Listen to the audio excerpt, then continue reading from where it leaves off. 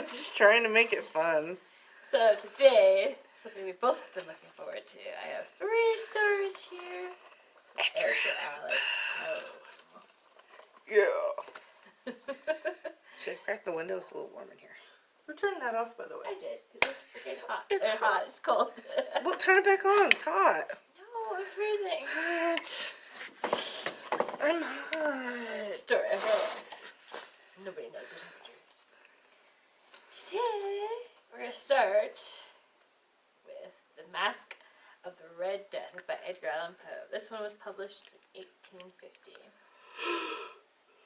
So, the Red Death had long devastated the country. No pestilence had ever been so fatal or so hideous. Blood was its avatar and its seal. The redness and the horror of blood. There were sharp pains and sudden dizziness, and then profuse bleeding at the pores. With desolation, the scarlet stains upon the body, and especially upon the face of the victim, were the pest ban which shut him out from the aid and from the sympathy of his fellow men, and the whole seizure, progress, and termination of the disease for the incidence of half an hour. If I remember correctly, let's talk about the Black Plague.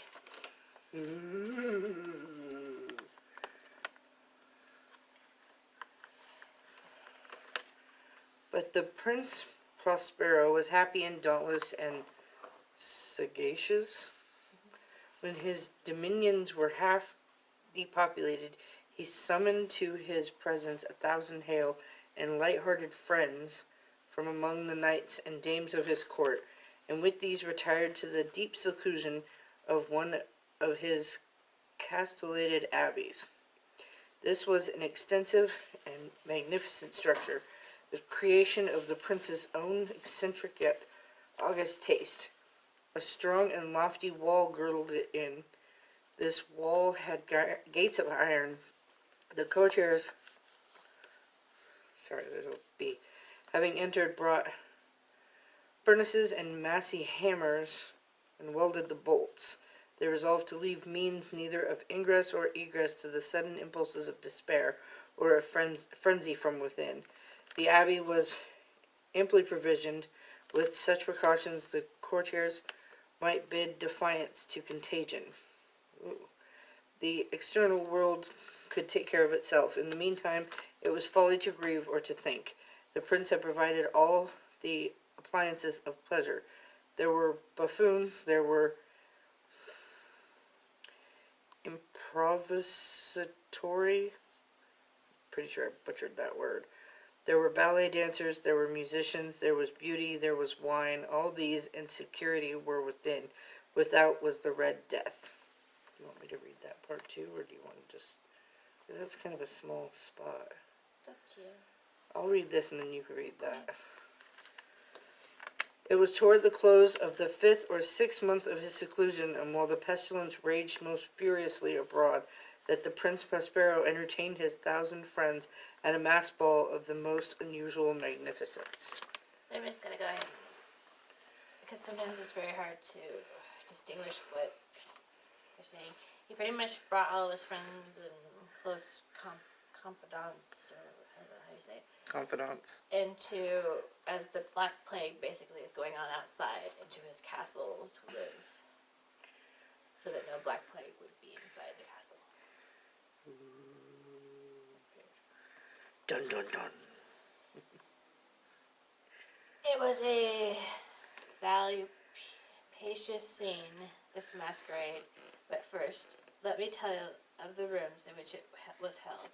There were 7, in an imperial suite, in many palaces. However, such suites form a long and straight vista, while the folding doors slide back nearly to the walls on either hand, so that the view of the whole extent is scarcely impeded.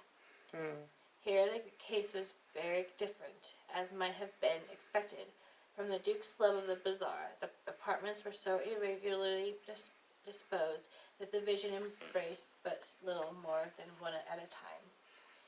There was a sharp turn at every 20 or 30 yards, and at each turn a novel effect. So the right and left In the middle of each wall, a tall and narrow Gothic window looked out upon a closed corridor, which pursued the windings of the suite. These windows were of stained glass, whose color varied in accordance with the prevailing hue of the decorations of the chamber, into which it opened. That the eastern extremity was hung, for example, in blue, and vividly blue were its windows. The second chamber was purple in its ornaments and tapestries. So each room is a different color. And here the panes were purple. The third was green throughout, and so were the casements. The fourth was furnished and lighted with orange. The fifth was with white. The sixth with violet. The seventh apartment was closely shrouded in black velvet tapestries that hung all over the ceiling and down the walls, falling in heavy folds upon a carpet of the same material and hue. But in the chamber only the color of the windows failed to correspond with the decorations. The panes here were scarlet and deep blood color. Now in no one of the 7 apartments was there any lamp or candelabrum.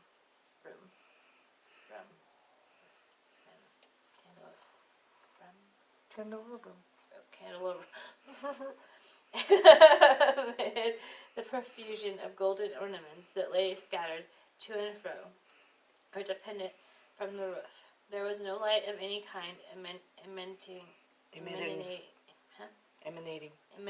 from the lamp or candle within the suite of chambers.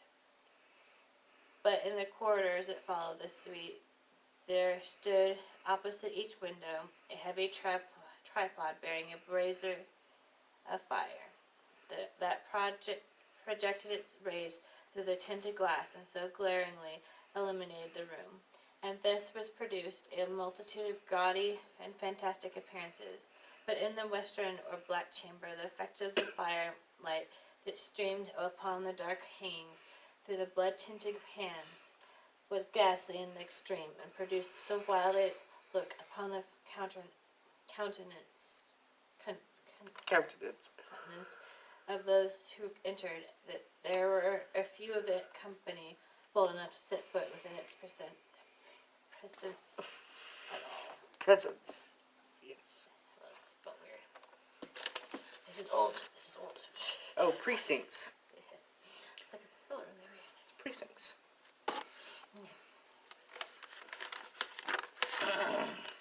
This has been in the 1800s, you guys. So it was a bit. It's old language. It was in this apartment also that there stood against the western wall a gigantic clock of ebony.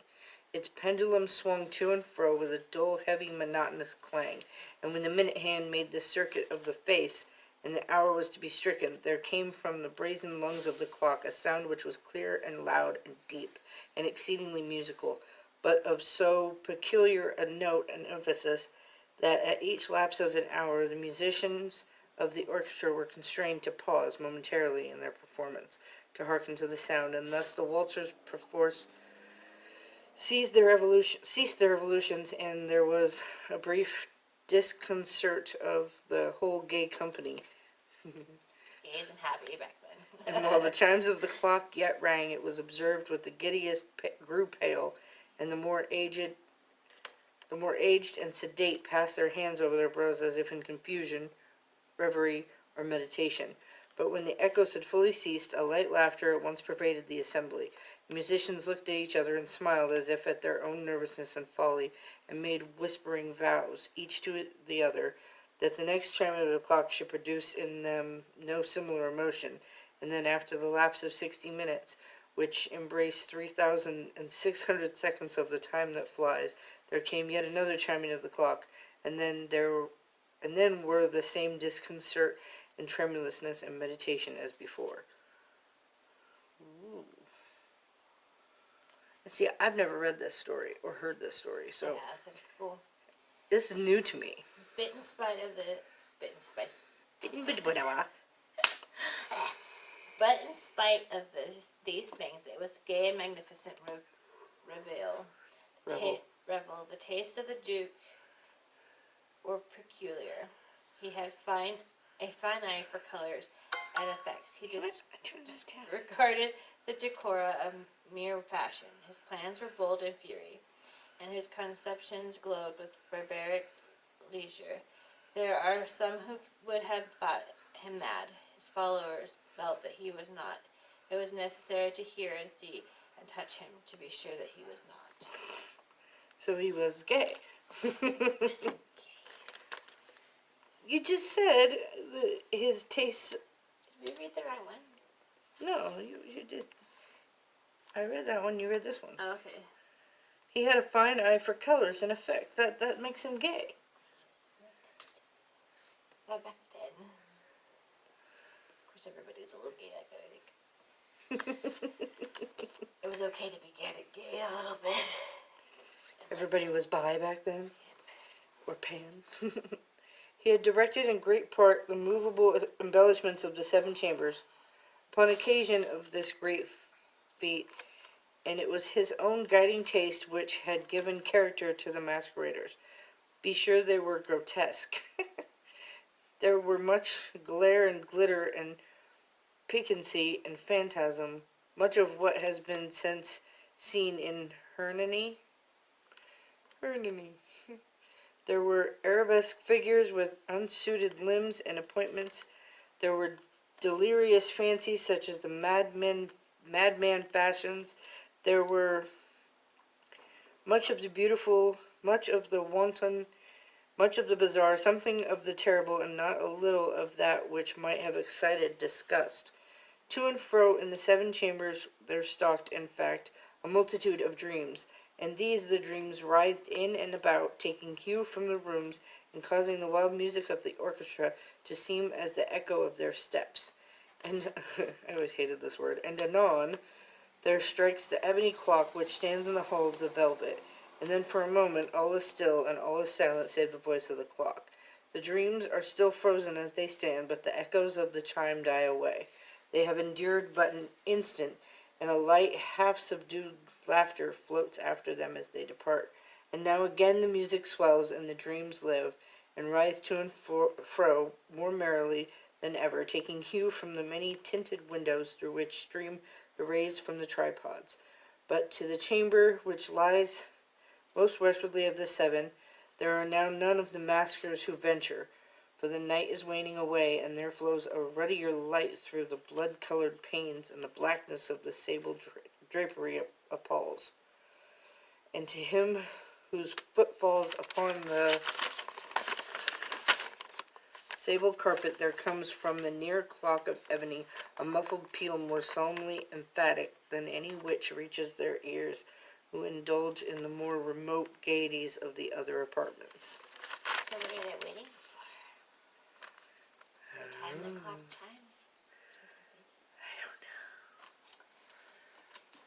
But these other apartments were densely crowded, and in them beat feverishly in their heart of life, and the revel went whirlingly on until at length there commenced the sounding of midnight upon the clock, and the music ceased, as I have told, and the evolutions of the waltzers were quieted, and there was an uneasy cessation of all things as before. But now there were 12 strokes to be sounded by the bell of the clock, and thus it happened, perhaps, that more of thought crept, with more of time into the meditation of the thoughtful among those who revelled, and thus too it happened, perhaps, that before the last echoes of the last chime had utterly sunk into silence, there were many individuals in the crowd who had found leisure and to become aware of the presence of a masked figure who had arrested the attention of no single individual before. And the rumor of this new presence having spread itself whisperingly around, there arose at length from the whole company a buzz, a murmur, expressive of disapprobation.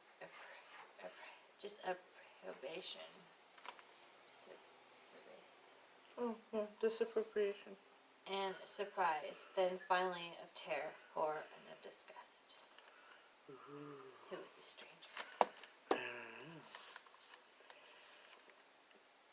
In the assembly of phantasms such as I have painted, it may well be supposed that no ordinary appearance could have excited such sensation. In truth, the masquerade license of the night was nearly unlimited, but the figure in question had out-Heroded Herod, and gone beyond the bounds of even the prince's infinite decorum. There are chords in the hearts of the most reckless which cannot be touched without emotion. Even with the utterly lost, to whom life and death are equally jests, there are matters of which no jest can be made. The whole company, indeed, seemed now deeply to feel that in the costume and bearing of the stranger neither wit nor propriety existed. The figure was tall and gaunt, and shrouded from head to foot in the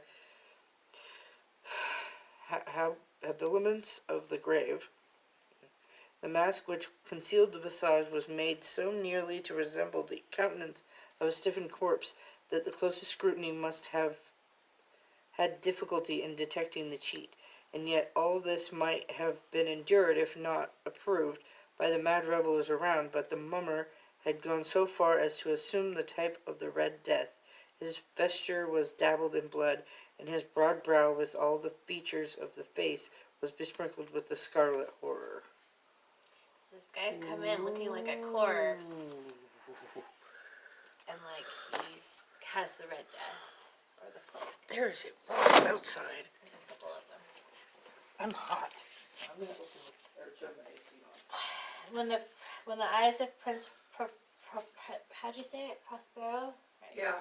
Fell upon the spectral image, which with a slow and solemn movement, as if more fully to sustain its role, stalked to and fro among the waltzers, he was soon to be convulsed in the first moment with a strong shudder, either of terror or distaste, but in the next his brow reddened with rage. Who dares, he demanded hoarsely of the courtiers who stood near him, who dares insult us with this blasphemous mockery? Seize him and unmask him, that we may know whom we have to hang at sunrise from the battlements. It was in the eastern of blue chamber in which stood the Prince Prospero. As he uttered these words, they rang throughout the 7 rooms loudly and clearly, for the prince was bold and robust man, and the music had become hushed at the waving of his hand.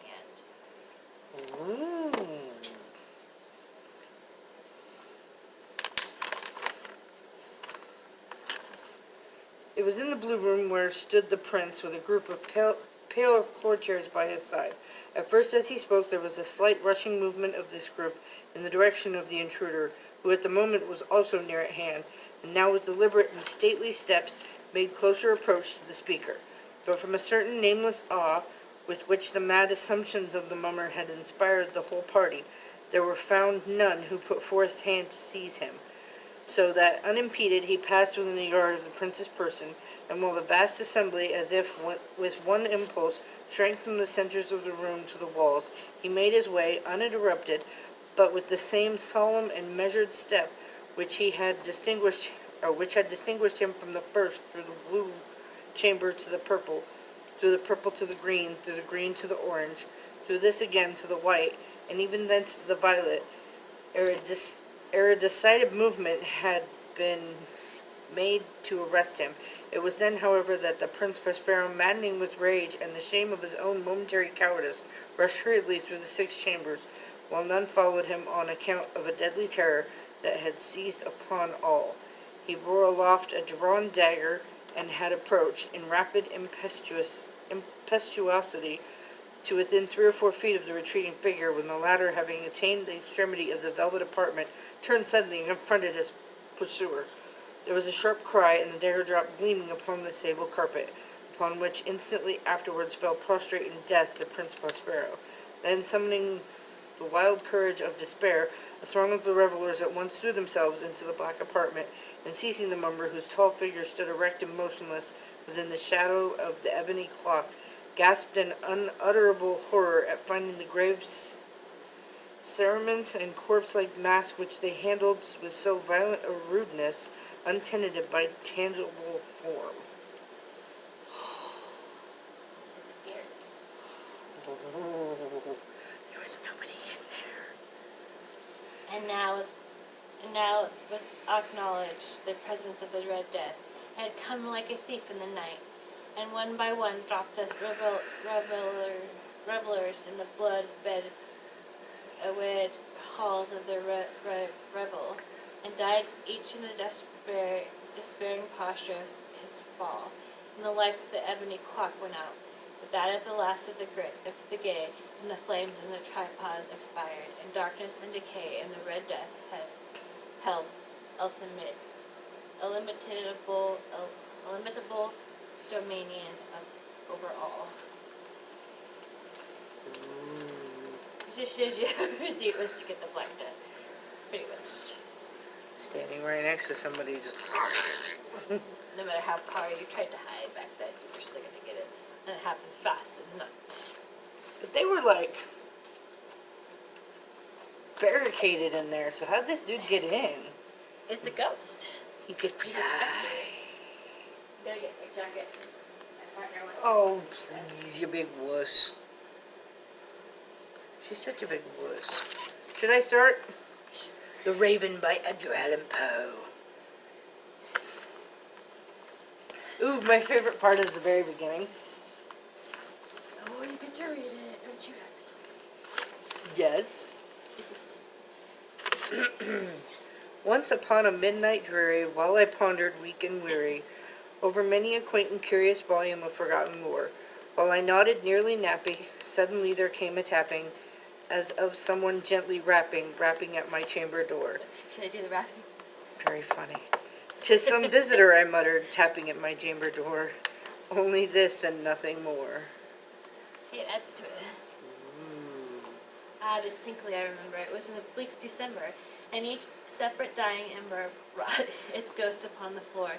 Eagerly I wished the morrow. Vainly I had sought to borrow from my books surcease of sorrow for the last Lenore. For the rare and radiant maiden whom the angels now name Lenore, nameless here forevermore.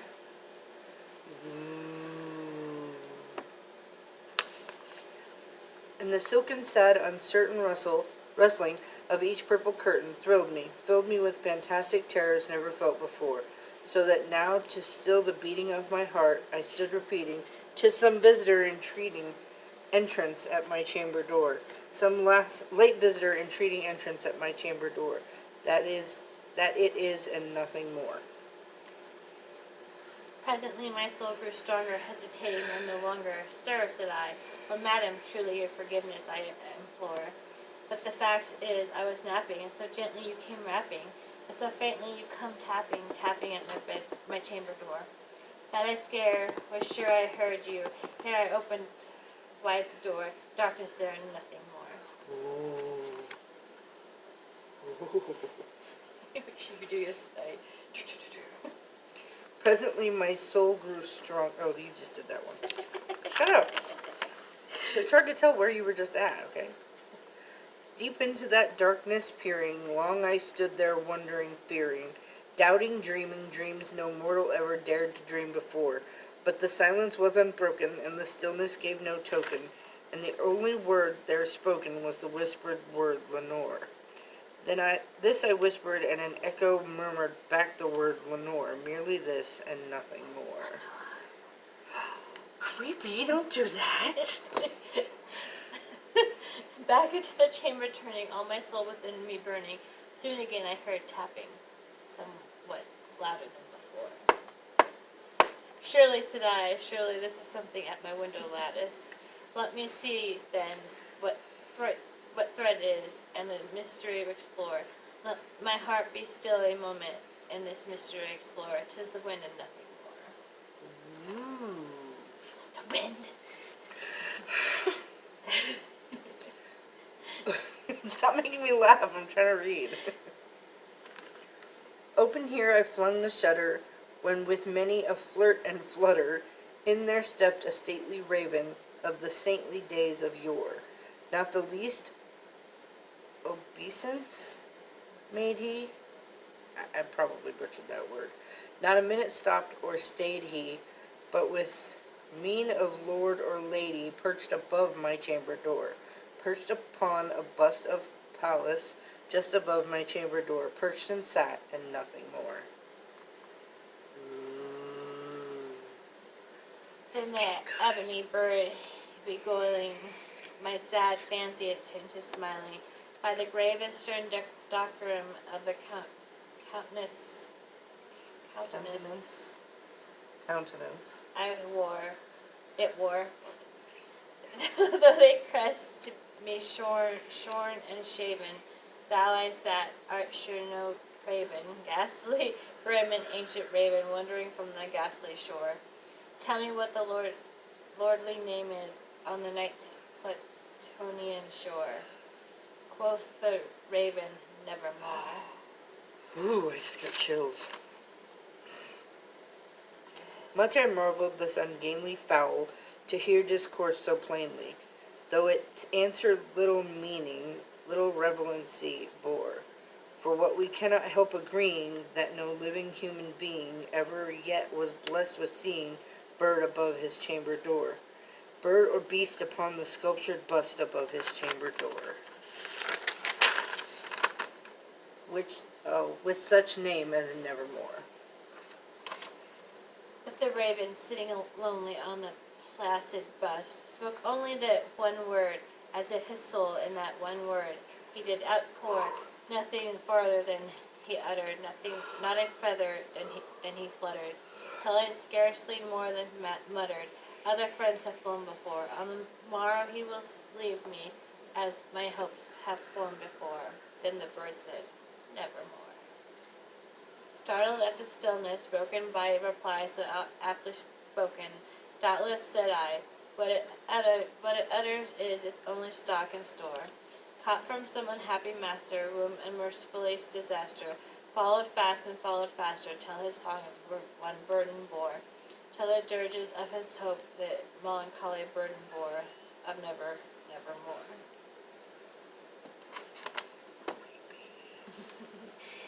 What would you do if you saw a raven? It's this one, right? But the raven still beguiling all my fancy into smiling, straight I wheeled a cushioned seat in front of bird, and bust and door. Then upon the velvet sinking, I betook myself to linking fancy unto fancy, thinking what this ominous bird of yore, what this grim, ungainly, ghastly, gaunt, and ominous bird of yore meant in croaking nevermore. This I sat engaged in guessing, but no syllable expressing, to the fowl whose furious eyes now burned into my bosom's core. This and more I sat divining, with my head at ease reclining, on the cushion's velvet lining that the lamp that light gloated o'er. But whose velvet violet lining with the lamp's light gloating o'er? She shall press, nevermore.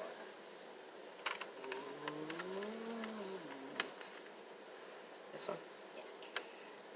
Then methought the air grew denser, perfumed from an unseen censer, swung by seraphim whose footfalls tinkled on the tufted floor.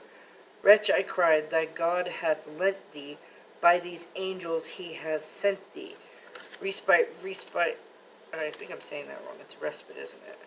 Mm-hmm. Respite, and nepenthe from thy memories of Lenore.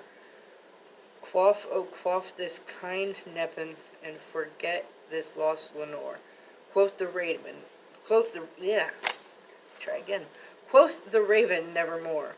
Prophet, said I, thing of evil, prophet still, if bird or devil, whether tempter sent or whether tempest tossed thee here ashore, desolate yet all undaunted, on this desert land enchanted, on this home by horror haunted, tell me truly, I implore, is there balm in Gilead? Tell me, I implore, quoth the raven, nevermore. Prophet, said I, thing of evil, prophet still, if bird or devil, but that heaven that bends above us, by that God we both adore, tell us this soul with sorrow laden, if within the distant Aden it shall clasp a sainted maiden, whom the angels now name Lenore, clasping a rare and radiant maiden, whom the angels name Lenore. Quoth the raven, nevermore. I always heard the voice of the raven, nevermore. You Okay, here? read, Wait, what? you read mine up here, so now you're the raven. I read that one? Uh-huh. Oh, I'm sorry. It's okay. So I'm here. Huh? Be that word our sign of parting, bird or fiend, I shrieked, upstarting. Get thee back into the tempest and the night's Plutonian shore. Leave no black plume as a token of that lie thy soul hath spoken. Leave my loneliness unbroken, quit the bust above my door. Take thy bleak from out my heart, and take thy form from off my door. Quoth the raven, nevermore. And the raven, never fitting, still in sitting on the pallid breast of Pallas, just above my chamber door, and his eyes have all the seeming of a demon's, that is dreaming, and the lamps light o'er him threatening, him streaming throws his shadow on the floor, and my soul from out that shadow that lies floating on the floor shall be lifted evermore. Sorry, I got all like, You got excited. yeah, I like that story, so. But I like the Telltale Heart, that was my favorite. My favorite when we talk about Edgar Allan Poe. Oh, I love this story. Right. Oh, I love this story, it's so good. The Telltale Heart by Edgar Allan Poe, published in 1843.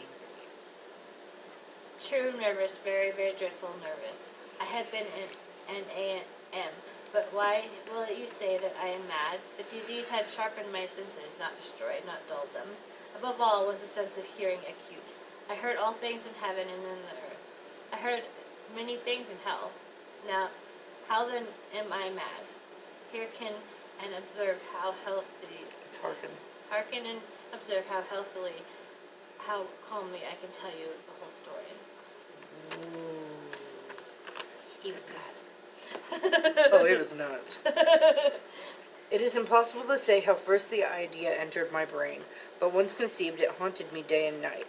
Object there was none, passion there was none. I loved the old man. He had never wronged me. He had never given me insult. For his gold I had no desire.